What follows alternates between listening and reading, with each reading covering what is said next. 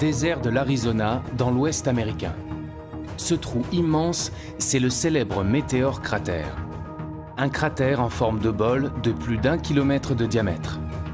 La cause, la chute d'une météorite il y a 50 000 ans.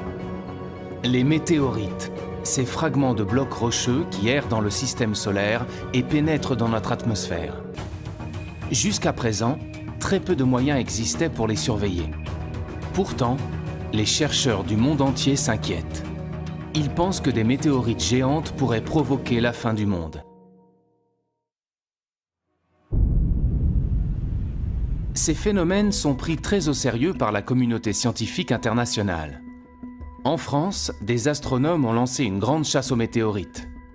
Sur les toits de l'Observatoire de Paris, des scientifiques viennent de mettre en place un réseau de caméras de surveillance.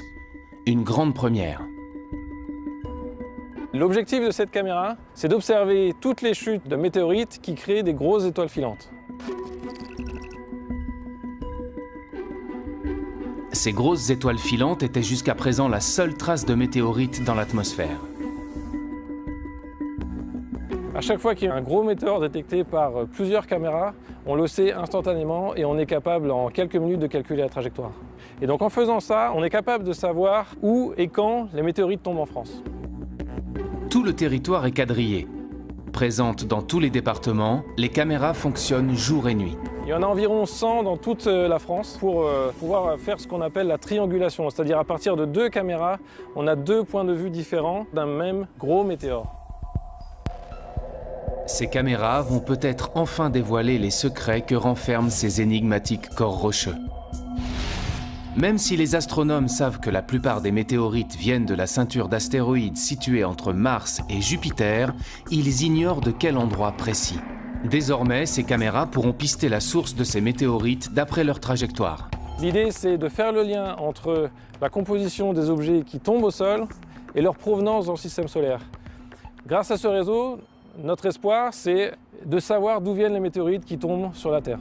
L'Observatoire de Paris est l'un des acteurs clés de cette recherche. Et plus largement, c'est ici que l'on tente de percer les mystères de notre univers. L'Observatoire de Paris. En France, c'est le plus grand centre de recherche en astronomie et en astrophysique. Le deuxième plus grand au monde derrière celui d'Harvard aux États-Unis. Fondé il y a 350 ans, cette institution continue de faire d'incroyables découvertes et travaille avec les plus grands laboratoires mondiaux. Les liens que nous avons avec l'Observatoire de Paris sont vraiment très importants. L'Observatoire de Paris a joué un rôle prépondérant au XXe siècle. Implanté sur 3 sites, à Paris, Meudon et Nançay en Sologne, l'Observatoire est né d'une grande ambition scientifique. Les académiciens royaux ont convaincu Colbert puis Louis XIV qu'il était nécessaire de construire un grand lieu de science pour la gloire du roi Soleil. De grandes découvertes ont été faites entre ces murs. C'est ici que l'on découvre que la vitesse de la lumière n'est pas infinie. Le Verrier y démontre l'existence de la planète Neptune par les mathématiques. C'est là également que l'on réalise les premières cartes détaillées de la Lune. L'Institut de recherche est prêt à relever de nouveaux défis en construisant des télescopes révolutionnaires ou en préparant de nouvelles missions spatiales. Ce sera la première fois que le LESIA travaillera sur un instrument qui atterrira sur Mars. L'une des premières choses qu'on doit le rechercher, c'est est-ce qu'il y a de l'eau liquide à la surface des objets qu'on va étudier. Sonder l'infiniment petit comme l'incroyablement grand pour mieux comprendre notre univers. L'objectif aussi, c'est de comprendre comment la Terre est devenue ce qu'elle est devenue.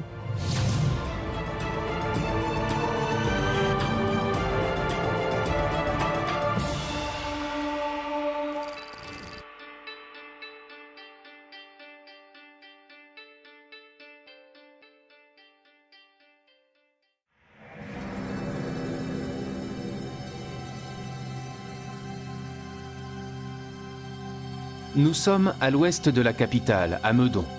Sur les hauteurs de la ville, de majestueuses coupoles astronomiques dominent Paris. Fondé en 1876 par l'astronome Jules Janssen, le site de Meudon est rattaché à l'Observatoire de Paris depuis le début du XXe siècle.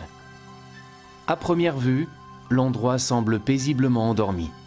En réalité, il abrite les projets scientifiques les plus ambitieux d'aujourd'hui. Ici, on ne se contente pas d'observer les étoiles. On prépare entre ces murs les grandes conquêtes spatiales de demain, en collaboration avec les laboratoires les plus renommés au monde. La nouvelle approche que permet le spatial, c'est à la fois un point de vue différent, d'être en dehors de l'atmosphère de la Terre, ce qui permet d'observer certaines longueurs d'onde qui sont inaccessibles au sol, donc de sortir de l'enfermement sur Terre, qui était le lot des astronomes précédents. Grâce à certaines missions spatiales, on tente aussi de se prémunir de risques majeurs qu'encourt notre planète. Au LESIA, le laboratoire d'études spatiales, on participe justement au lancement d'un nouveau satellite, Solar Orbiter. Il quittera la Terre pour une destination un peu particulière, le Soleil, notre étoile. Un grand projet international développé par l'Agence spatiale européenne et la NASA. Solar Orbiter est une mission qui va permettre d'observer l'activité du Soleil sur place directement avec l'observation du Soleil dans certains instruments, mais aussi à distance avec les éjections de masse coronale, c'est-à-dire les éjections de matière solaire qui voyagent à travers le milieu interplanétaire et dont certaines peuvent arriver jusqu'à la Terre et perturber les télécommunications ou les satellites d'observation. En effet, notre étoile connaît d'impressionnantes éruptions.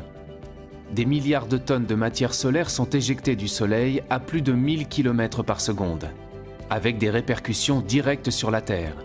Ces éruptions peuvent mettre en danger la vie des astronautes et ont déjà causé des coupures d'électricité géantes. Nous sommes une société technologique qui utilise de plus en plus d'instruments qu'on envoie dans l'espace et qui est soumis à l'influence de cette étoile du Soleil.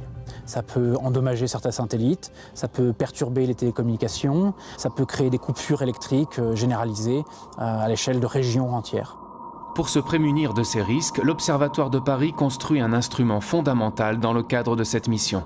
Le LESIA est impliqué dans le sonde spatiale Solar Orbiter par la production d'un instrument qui s'appelle RPW, qui est en charge de mesurer les ondes émises par les plasmas interplanétaires. La conception de cet instrument est maintenant presque terminée. Une fois le satellite lancé, il mettra plusieurs années pour atteindre le Soleil. Sa mission durera entre 7 et 10 ans et les premiers résultats ne devraient être connus qu'en 2022.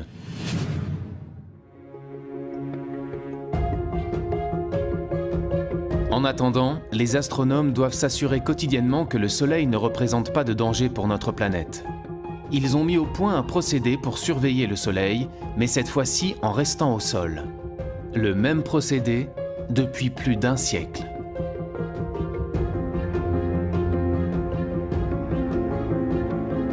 Ce qu'on fait depuis 108 ans, c'est qu'on prend des images du Soleil avec les instruments qui sont présents ici.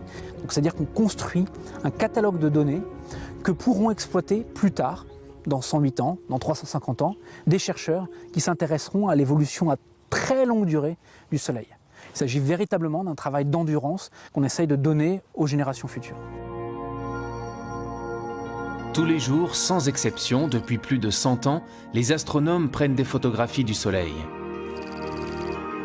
Un procédé relativement artisanal qui fonctionne grâce à ce que l'on appelle un spectrohéliographe. Sa mission, enregistrer les taches et les protubérances du Soleil.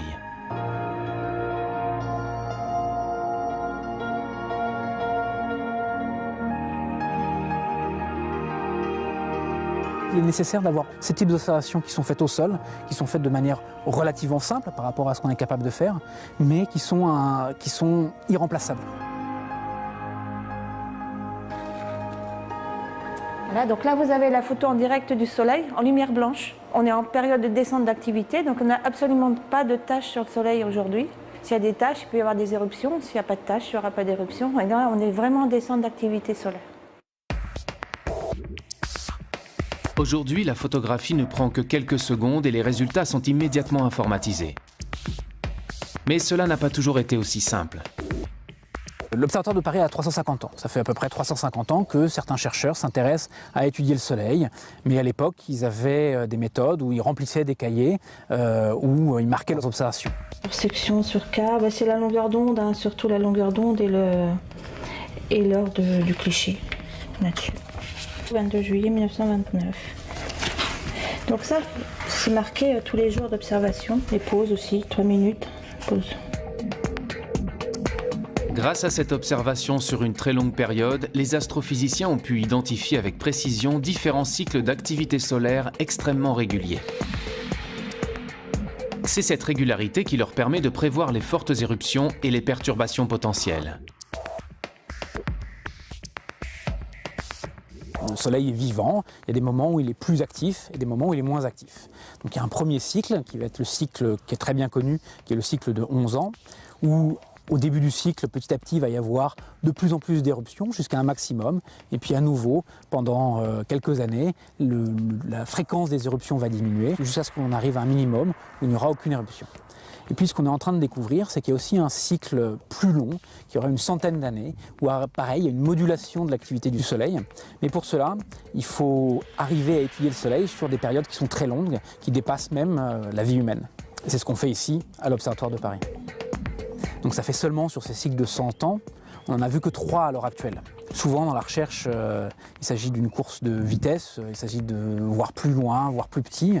Ici, on est plus dans une course d'endurance, c'est-à-dire il faut additionner des données sur des années et des années qu'on va transmettre aux générations futures pour que plus tard, les chercheurs qui travailleront sur ces problèmes dans 350 ans puissent eux comprendre mieux comment fonctionne notre étoile. Comprendre comment fonctionnent les étoiles et notre univers, repousser les limites de la connaissance, ont toujours été les raisons d'être des différents sites de l'Observatoire. Lorsqu'il est fondé en 1667, l'Observatoire de Paris devient rapidement un lieu fondamental pour la science, nourri par de grandes ambitions. Grâce à leurs connaissances, les scientifiques établissent pour la première fois des cartes maritimes et terrestres. Un projet révolutionnaire pour l'époque.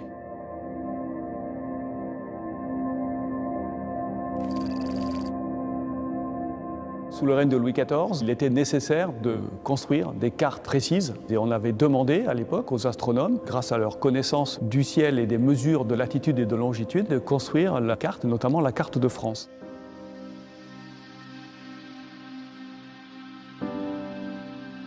Au XVIIe siècle, connaître l'étendue du territoire et savoir s'y repérer est en effet un enjeu essentiel pour le commerce et la guerre.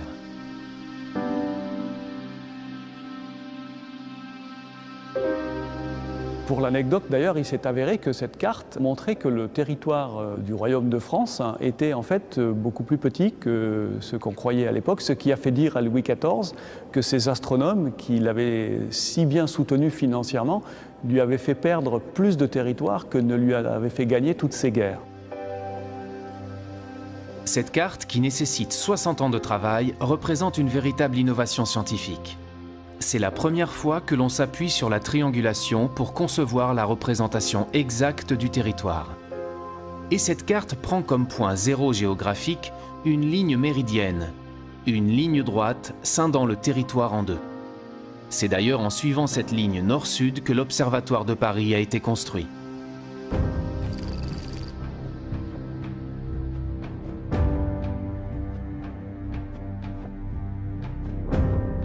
Nous sommes ici dans la salle Cassini, qu'on appelle aussi la salle de la Méridienne de l'Observatoire de Paris, tout simplement parce qu'elle contient le Méridien de Paris, qui est cette ligne que vous voyez ici, qui a été tracée par les académiciens le 21 juin 1667.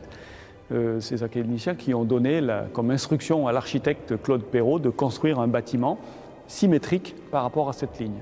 Cette salle majestueuse, en fait, est un gigantesque instrument de mesure.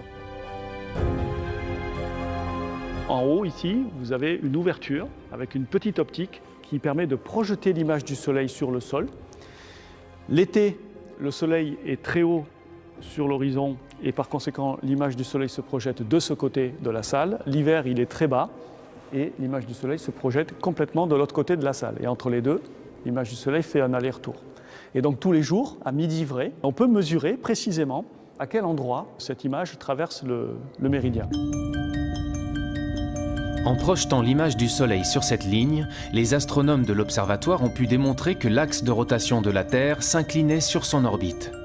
Ils ont également pu établir une mesure précise du temps grâce à cette ligne méridienne. Pendant presque tout le XVIIIe siècle, les astronomes ont mesuré précisément, jour après jour, année après année, la position du Soleil sur le méridien à chacun de ses passages. À la fin du XIXe siècle, les transports se développent fortement et une heure universelle doit être adoptée. La suprématie anglaise dans le commerce maritime fait gagner le méridien de Greenwich. Mais l'observatoire reste l'un des maîtres incontestables du temps et définit encore l'heure légale française. La mesure du temps, c'est une des raisons majeures de la fondation de l'Observatoire de Paris. Dès la fin du 19e siècle, les astronomes de l'observatoire fabriquent le temps grâce aux horloges mécaniques. Et à l'époque, cela se passe dans les galeries souterraines de l'institution. Nous arrivons tout en bas des caves de l'observatoire. Et ici, nous allons aller vers les salles où étaient entreposés donc, les laboratoires. On stockait les horloges donc mécaniques puis à quartz au sous-sol parce que ici la stabilité de température, comme on est très profond, est très bonne tout le long de l'année. Elle fluctue quasi pour beaucoup moins qu'1 degré. Tous les systèmes mécaniques de précision ou les systèmes à quartz, ils sont très sensibles aux fluctuations de température. Donc ça change un petit peu la fréquence, la vitesse d'écoulement mesurée par l'horloge. Voilà. Donc plus c'est stable, mieux c'est. Et ici, personne ne passe, personne n'ouvre de porte, personne ne vient. Voilà. Ça s'est terminé dans la deuxième moitié du XXe siècle, au moment où toutes ces horloges ont été remplacées finalement par les horloges atomiques.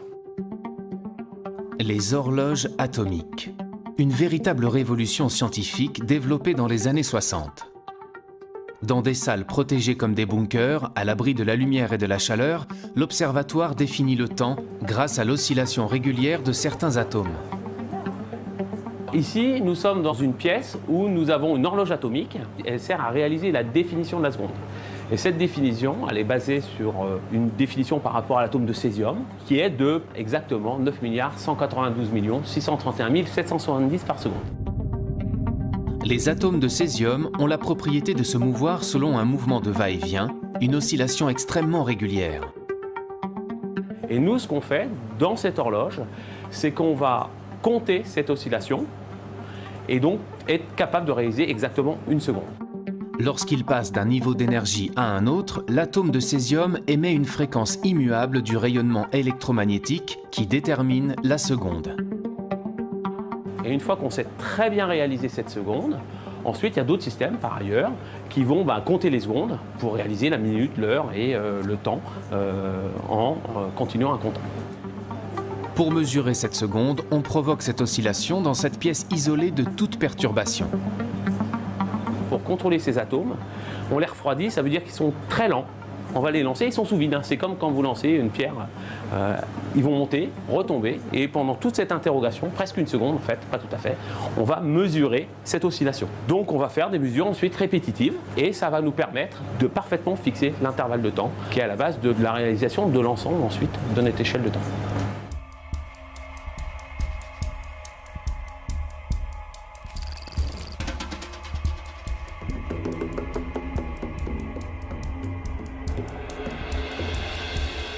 C'est aussi à l'observatoire qu'on invente l'horloge parlante en utilisant la référence de temps calculée dans ces laboratoires. L'idée est simple, donner par téléphone la même heure sur tout le territoire à tous les Français par une même voie. À l'Observatoire de Paris, chaque nuit, le service qui a mission de fabriquer l'heure vit de la sorte une perpétuelle course contre la montre entre les renseignements fournis par les étoiles et les pendules dont il faut régler les tops sur ceux de la pendule mère. Il suffit de composer un numéro de téléphone pour obtenir la voix que tout Paris connaît et l'heure exacte. Il sera exactement 9h40. Merci. Les astronomes de l'observatoire ont une connaissance si poussée concernant le temps qu'ils peuvent répondre à toutes les questions que l'on se pose sur les éphémérides, sur le mouvement des astres dans le ciel, même très loin dans le passé.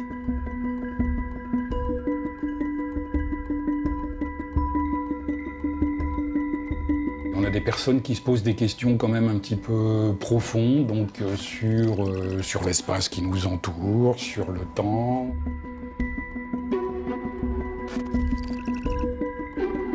On a des demandes très spécifiques, ou d'historiens ou d'archéologues. Ils ont découvert en fait une inscription qui est gravée dans la tour même de la cathédrale de Nevers. À la Saint-Michel, 1606, fut éclipse à 1h après-midi et fut nuit claire. Par rapport à ça, j'ai fait des recherches, il n'y avait pas d'éclipse, en tout cas en 1606. Par contre, il y en avait une qui pouvait être favorable, correspondre à celle-là, c'était l'année précédente, en 1605. Donc nous, actuellement, avec les théories dont on dispose, on est effectivement en mesure de calculer l'état du ciel à un instant donné quelconque. Donc par exemple, remonter le temps jusqu'à 5000 ans en arrière. C'est pour ça qu'on a souvent des questions qui nous proviennent d'historiens ou d'archéologues, qui travaillent effectivement sur du matériau qui est aussi ancien que ça. Je reçois des demandes électroniques par mail et également du courrier. Donc celle-ci, elle provient d'un monsieur qui s'est posé une question toute simple. Il suppose un vaisseau spatial qui va accélérer continuellement à une accélération égale à l'accélération de la pesanteur, celle qui nous tient sur la Terre. Et en disant, à partir de ça, combien de temps va mettre ce vaisseau spatial pour atteindre une vitesse égale à la vitesse de la lumière, et à quelle distance de la Terre cette vitesse sera atteinte. Alors il a fait le calcul, et puis il me demande juste de vérifier si son calcul est correct. Il signe d'ailleurs par Carpe Diem. Alors, bon, Carpe Diem, hein, on sait tout ce que ça veut dire. Donc le monsieur, c'est quand même un monsieur qui est connu. Bon, il est en prison, je crois, depuis les années 70, c'est un tueur en série. Je reçois aussi des courriers de tueurs en série. J'essaye de répondre à tout et à tout le monde. Donc le monsieur en question, je lui ai répondu, son calcul était juste, à peu près juste. Donc c'est pour dire que vraiment dans ce service, on a de tout. On a du très sérieux et puis on a du loufoque, de l'insolite, de toutes sortes de choses, quoi.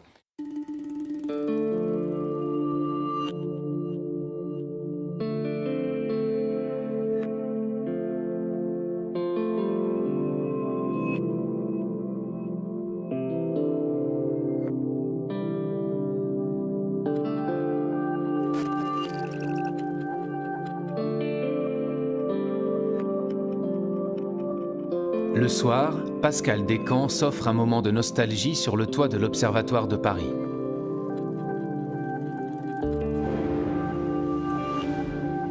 La lunette Arago, le plus célèbre instrument de l'Institut d'astronomie, marche toujours parfaitement.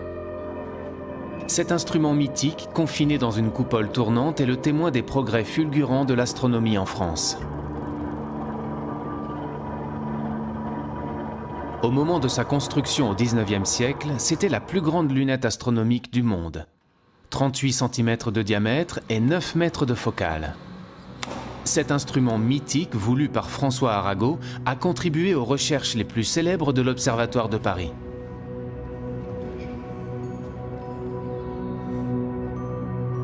Voilà, parfait. Voilà. Tout est bon.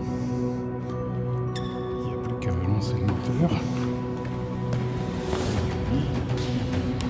On contrecarre en fait le mouvement de rotation de la Terre. La Terre tourne et on fait tourner la lunette autour du même axe, mais dans l'autre sens, de manière à en fait contrecarrer ce mouvement, à en fait l'annuler. Si je coupe l'entraînement, la Lune sort en moins d'une minute, elle sort, puisque la lunette va alors rester sur une direction fixe, pendant que le ciel tourne. Donc on perd la Lune tout de suite. Là, ça marche. Donc c'est bon.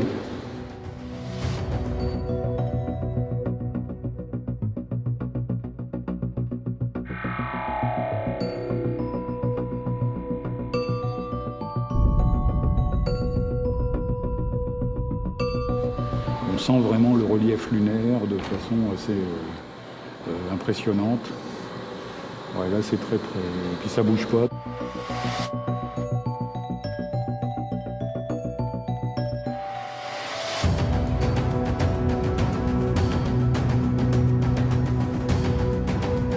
Depuis l'âge d'or de la lunette Arago, des pas de géants ont été faits en astronomie. On observe encore les étoiles avec ce type d'instrument qu'à de rares exceptions. Désormais, ils sont beaucoup plus performants.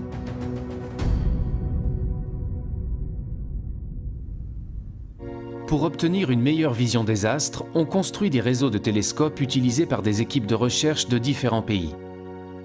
Astronome à l'Observatoire de Paris, Vincent Coudet du Foresto travaille justement depuis 15 ans sur un réseau de télescopes construit aux États-Unis.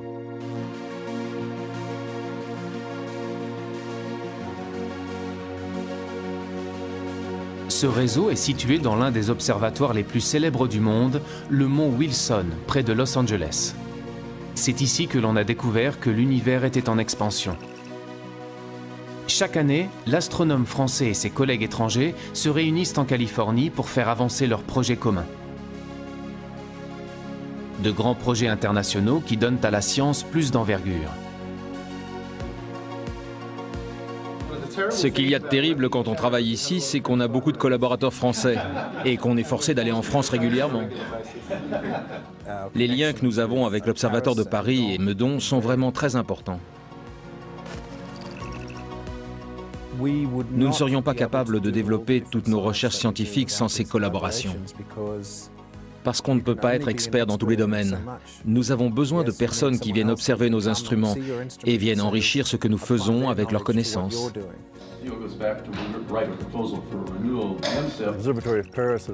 L'Observatoire de Paris a joué un rôle prépondérant au XXe siècle, en développant des technologies d'optique de précision qui sont capitales pour les télescopes modernes ou les instruments que nous utilisons aujourd'hui. Vincent Coudet du Foresto et ses équipes de l'Observatoire de Paris ont conçu un instrument, Fluor, qu'il n'est possible d'utiliser qu'ici, au Mont Wilson, grâce aux 6 télescopes placés en réseau, idéalement espacés les uns des autres. Ce que notre équipe à l'Observatoire de Paris a amené, c'est un instrument qui s'appelle Fluor, qui recombine la lumière des télescopes de telle manière à ce qu'on va pouvoir simuler finalement le comportement d'un télescope de presque 300 mètres de diamètre qu'on serait bien incapable de construire. Imaginez un télescope de 300 mètres de diamètre. Au lieu de le fabriquer, imaginez que vous ne construisiez qu'un télescope d'1 mètre, et le même juste à côté. Maintenant, imaginez que vous puissiez former une seule image à partir de ces 2 télescopes. Là, vous vous demandez, est-ce que c'est possible de récolter avec ces 2 télescopes les mêmes données qu'avec un télescope de 300 mètres? Eh bien, la réponse est oui. Cette technique d'observation, c'est l'interférométrie. En combinant la lumière de plusieurs télescopes en réseau, il est possible d'obtenir une image d'une finesse équivalente à celle d'un télescope beaucoup plus grand. Fluor permet de combiner la lumière des télescopes du Mont Wilson par fibre optique et non plus avec des miroirs. Une révolution. Ici, nous avons construit le réseau de télescopes et toute l'infrastructure, et Vincent a apporté Fluor, son instrument, et peut l'utiliser. En échange, il le met à disposition d'autres scientifiques.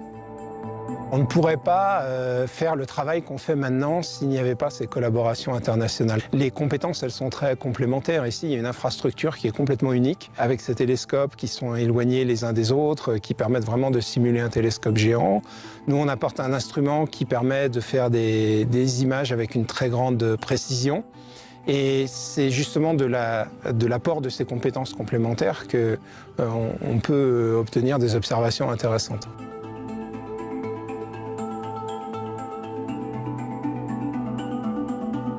Quand on regarde une étoile avec un télescope, c'est un point. Toutes les étoiles apparaissent comme des points parce que même les plus grosses des étoiles sont trop petites pour être résolues par les télescopes. Et donc il faut un interféromètre pour voir les étoiles autrement que comme des points, pour voir des choses à la surface des étoiles. L'interférométrie ouvre de nouvelles perspectives dans la connaissance des étoiles, mais aussi dans la découverte de nouvelles planètes.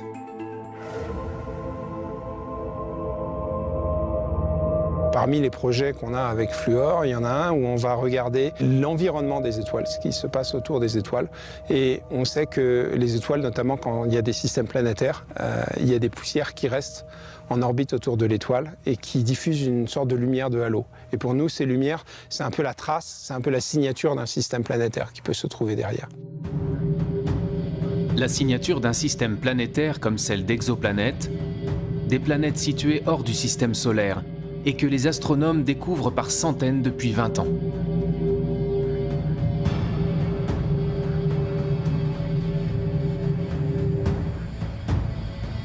Ces collaborations entre laboratoires permettent de faire accélérer les découvertes. Grâce aux technologies modernes, les astronomes peuvent observer les étoiles à des milliers de kilomètres du télescope ou du réseau de télescopes pointés vers le ciel. Des équipes françaises louent parfois du temps d'observation sur les télescopes de l'Observatoire du Mont Wilson. Chacun met à profit ses instruments et ses compétences.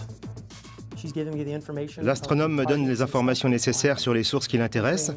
J'entre ces données, je pointe vers les étoiles qu'elle veut observer, je lui trouve les franges d'interférence et je les verrouille pour qu'elle puisse enregistrer ces données. Nous avons aussi des équipes qui viennent de Sydney et de l'Université du Michigan. Chacun apporte ses instruments, ce qui leur donne du temps dans le réseau pour bien observer. Cela rend le réseau plus performant que ce que nous avions originellement. Donc c'est bénéfique pour tout le monde.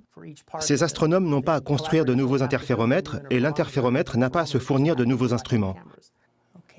10 minutes, c'est bon pour 8 minutes de plus. OK. Aujourd'hui, les scientifiques ne pourraient plus mener leurs grands projets sans ces aides extérieures.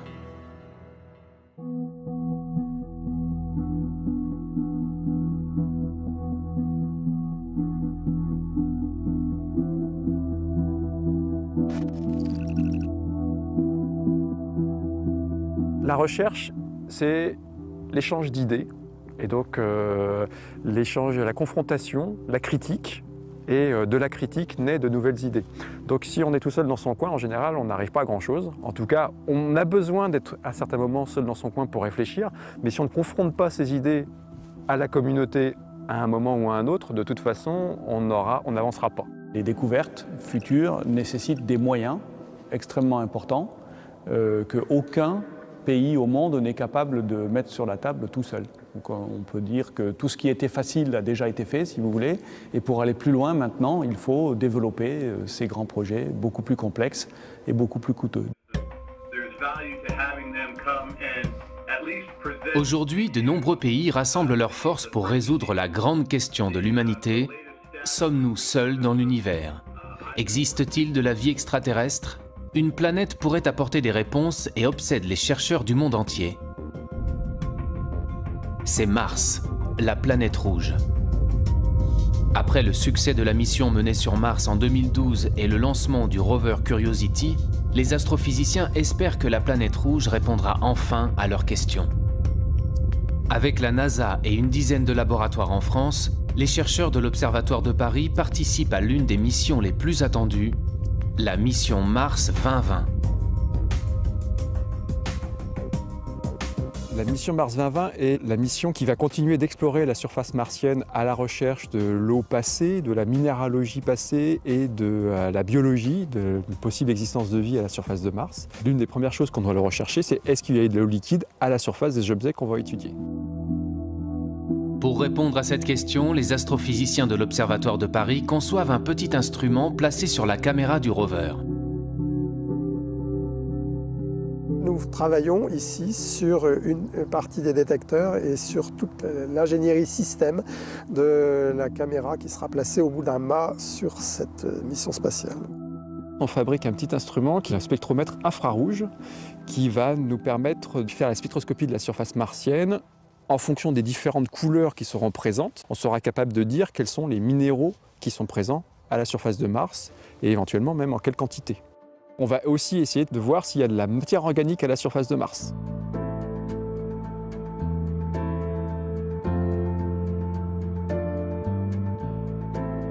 On a un défi qui est de faire un instrument très petit, beaucoup plus petit que ce qu'on n'a jamais fait. Donc ce défi de miniaturisation, il est important. Donc on se confronte à des problèmes auxquels on n'avait encore jamais été vraiment confronté en termes de place, d'intégration. Un vrai challenge. L'instrument doit être suffisamment petit pour se glisser dans la caméra du rover sans l'alourdir. Pour concevoir leur spectromètre infrarouge, les astrophysiciens font fabriquer sur place, dans l'atelier de l'Institut, leurs pièces miniatures construites sur mesure.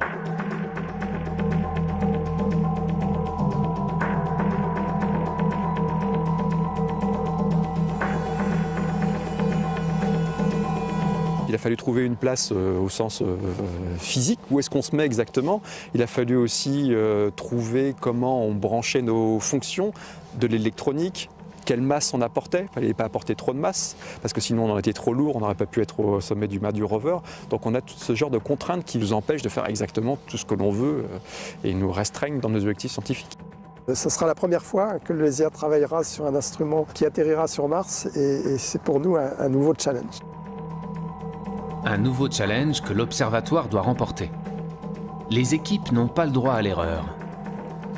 Maintenant que l'étape de fabrication de l'instrument est terminée, les chercheurs lui font subir une série de tests et de vérifications. L'instrument est placé dans les conditions extrêmes de l'espace et de la surface martienne. Sachant qu'il peut faire jusqu'à -133 degrés sur Mars, il doit résister à un univers hostile. Pouvoir se dire qu'un petit morceau de métal et d'optique qu'on a créé se retrouve dans l'espace, c'est quelque part quelque chose qui nous rend très fiers.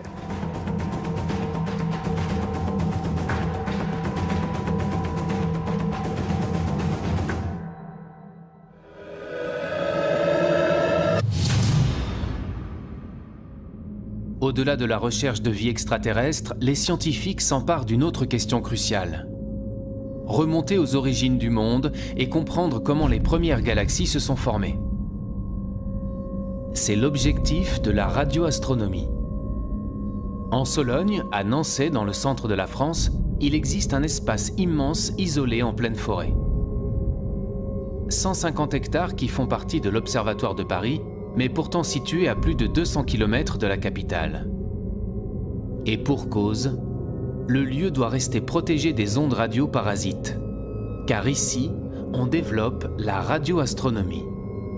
Bien loin de la lumière que l'on perçoit, ces astronomes s'intéressent à une lumière invisible, les ondes radio, plus faibles encore que l'infrarouge. Il faut savoir que dans l'univers, il y a un tas d'astres qui vont émettre dans toutes les longueurs d'onde. Donc la radioastronomie va s'intéresser justement à observer ces astres ou tous les phénomènes célestes inimaginables dans le domaine des ondes radio.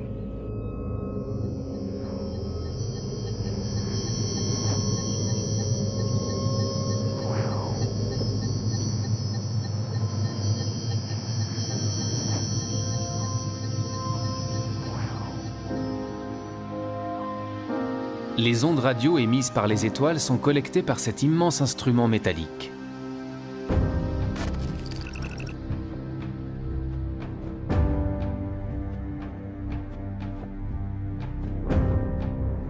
C'est l'un des plus grands radiotélescopes du monde. Avec ses 40 mètres de longueur, il a une surface collectrice de 8000 mètres carrés.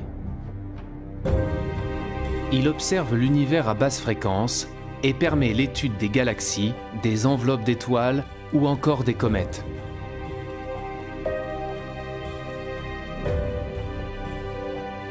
Vous pointez le télescope vers une direction d'observation du ciel, c'est la source qui vous intéresse. Donc le rayonnement arrive sur ce qu'on appelle un miroir qui va être mobile. Il réfléchit ce rayonnement sur un miroir fixe qui lui-même va réfléchir ce rayonnement dans un chariot où se trouve le récepteur. Ici, on peut voir presque l'intégralité du ciel, bien sûr, de notre hémisphère. Les ondes à basse fréquence correspondent à celles d'astres très éloignés et qui ont mis beaucoup de temps à nous parvenir, donc très anciens. La radioastronomie permet de remonter le temps et d'accéder aux origines de l'univers. Quand vous avez un objet émetteur en ondes radio qui s'éloigne de vous, cette fréquence, ce signal caractéristique va être décalé vers les basses fréquences. Et donc, ainsi, vous allez pouvoir étudier l'hydrogène dans l'univers lointain. C'est pour ça qu'actuellement, il y a des projets qui se développent à très basse fréquence, parce que ce qui permet d'étudier l'univers quand il était très très jeune, donc quelques centaines de millions d'années par exemple. C'est également grâce à la radioastronomie que l'on a découvert les pulsars issus de l'explosion d'étoiles en fin de vie. Les pulsars nous ont donné de nouvelles indications sur la structure de la Voie lactée. Désormais, les chercheurs veulent aller encore plus loin dans l'observation des astres grâce à des radiotélescopes de nouvelle génération comme Nénuphar.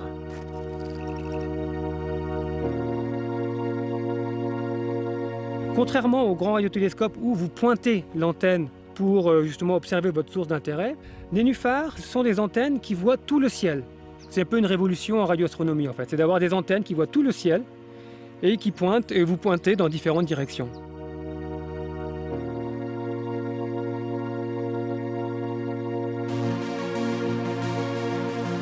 Ce réseau de 1824 antennes à très basse fréquence va permettre d'étudier l'univers quelques millions d'années après le Big Bang, la formation des galaxies.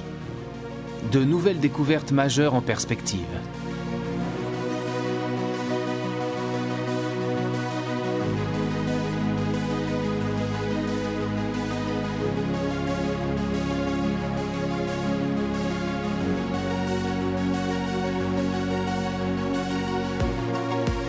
Fournir une vision renouvelée de la structure de notre univers pour en comprendre sa composition et son origine, c'est le défi quotidien que tentent de relever ces astrophysiciens.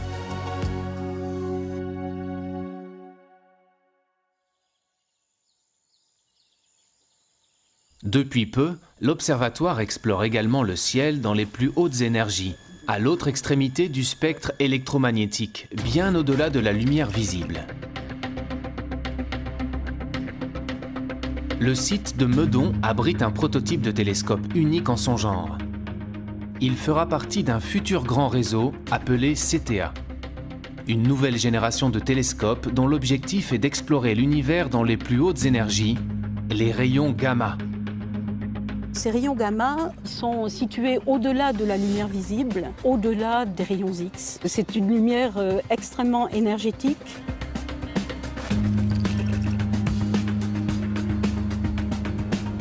CTA va pouvoir observer des photons gamma qui ont des énergies de 10 puissance 10 à 10 puissance 14 fois plus grandes que l'énergie de photons optiques. Donc on voit qu'on touche là à un domaine qui est tout de même très loin de notre perception directe, personnelle. Grâce à une technologie interposée, on va pouvoir imaginer des façons de mettre en évidence ces rayons gamma et de les étudier, et du coup de devenir sensible, disons, en tant que civilisation technologique, on est devenu sensible aux rayons gamma de très hautes énergies. À ce stade du projet, les chercheurs sont encore en phase de test sur le prototype. Mais bientôt, plusieurs dizaines de télescopes comme celui-ci collecteront partout dans le monde ces rayons gamma. Ce que les télescopes vont observer, ce sont des flashs de lumière émis par des gerbes de particules.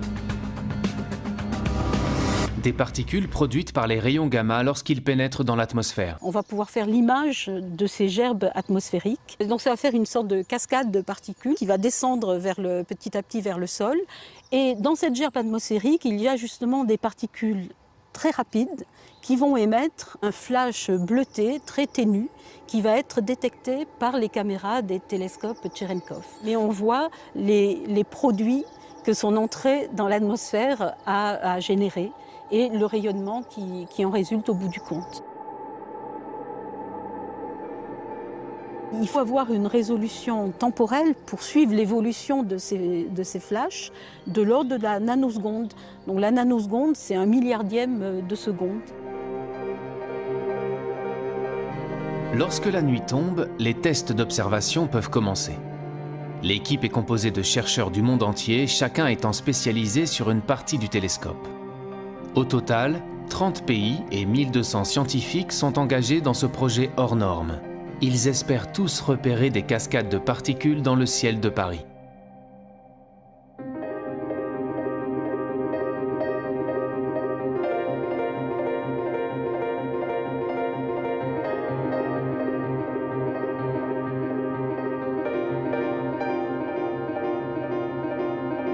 On va orienter pour identifier ces gerbes atmosphériques qu'on peut repérer. Elles sont partout, il y en a partout dans le ciel, hein, donc on peut chercher l'endroit qui nous paraît le plus dégagé. En l'occurrence, ça va être cette zone-là qui est bien indiquée parce qu'en plus, elle est assez protégée des lumières de Paris. Donc là, elle n'a pas de nuages, donc on va pointer dans cette direction. On voit des sites où il y a eu des phénomènes très énergétiques et même voire cataclysmiques, comme des explosions d'étoiles lors de supernovae.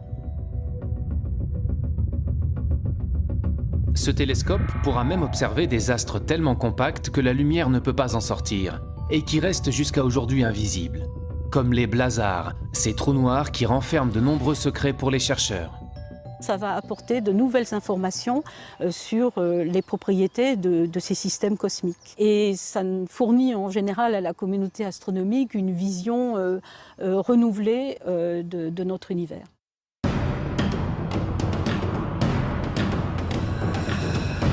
Grâce à tous ces nouveaux instruments ultra perfectionnés et des connaissances toujours plus poussées, les astrophysiciens peuvent observer le ciel dans les plus basses fréquences comme dans les plus hautes énergies. Mais ils se confrontent toujours à une limite, celle de la formation de notre univers. Aujourd'hui, on n'est pas capable en fait de remonter aux premières sources, à l'origine, à nos origines. On a besoin d'observer des galaxies de plus en plus lointaines, beaucoup plus distantes. Et pour cela, il faut des instruments de plus en plus puissants. L'instrument d'observation le plus puissant, c'est le projet futuriste ELT, Extremely Large Telescope. Un télescope européen géant, le plus grand télescope au monde, celui qui va peut-être réussir à remonter le temps jusqu'à l'origine de l'univers. Là, le but, c'est vraiment d'aller jusqu'au bout, d'aller vraiment étudier physiquement en fait, les premières sources de l'univers. C'était quoi d'abord? Est-ce que c'était des galaxies? Est-ce que c'était des amas d'étoiles? Est-ce que c'était autre chose? Des étoiles même, simplement, en explosion? C'est un télescope qui va être installé dans les années 2020. Ça consiste à prendre tous les grands télescopes existants sur la Terre aujourd'hui, c'est-à-dire 15 grands télescopes de 10 mètres, les mettre ensemble, combiner leurs miroirs et d'en faire un seul.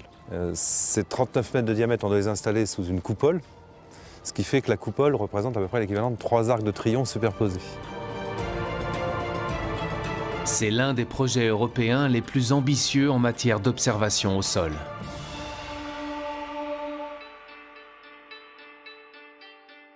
Pratiquement tous les pays d'Europe sont impliqués dans cette construction.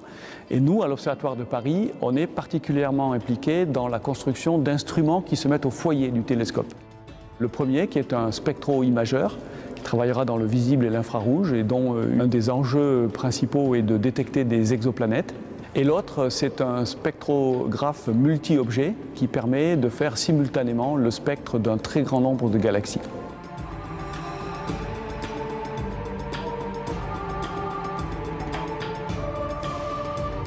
Il y a plus de 100 milliards de galaxies dans l'univers.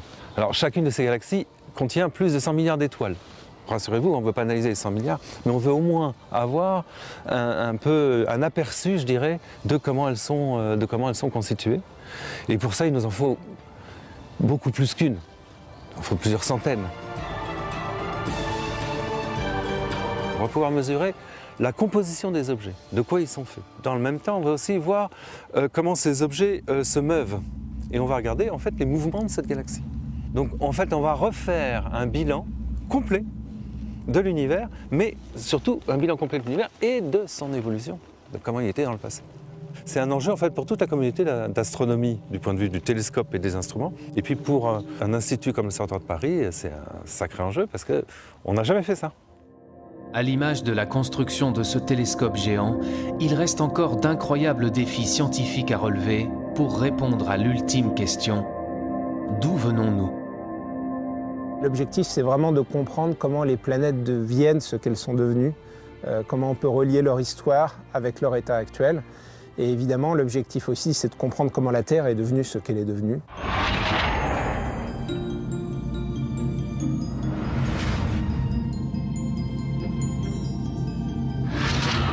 Imaginez par exemple un archéologue, il pourrait étudier par exemple toutes les espèces d'évolution, par exemple si on s'intéresse à l'évolution de l'homme, vous auriez à votre disposition toutes les différentes étapes. Mais on peut comme ça maintenant remonter à des objets qui ont quelques centaines de millions d'années, donc c'est-à-dire un univers qui est très très jeune. On a exploré le ciel en radio, en infrarouge, en ultraviolet, en rayons X et en rayons gamma. Donc là, on a balayé tout le spectre électromagnétique et maintenant l'astronomie moderne peut utiliser des informations sur le ciel venant de tous ces domaines. Et dans chacun de ces domaines, il y a eu un renouveau complet qui fait qu'aujourd'hui encore, l'astrophysique reste une science extrêmement active et en complet renouvellement.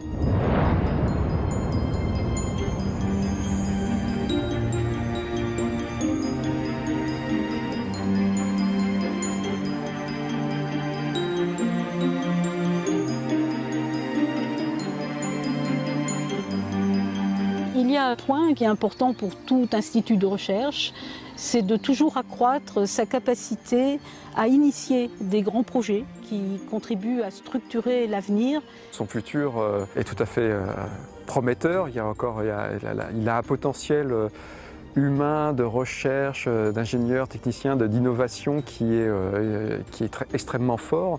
On est à bord de missions spatiales jusque dans les années 2030-2040. Donc au moins pour toute la première partie du XXIe siècle, je pense que l'Observatoire va continuer de se développer très fortement et d'être un acteur majeur de la recherche astrophysique en France et dans le monde. L'Observatoire de Paris, véritable citadelle des sciences. Plus de 3 siècles après sa fondation, ce lieu, porté par un héritage scientifique inestimable, nourrit toujours les plus grands espoirs de recherche et de découverte.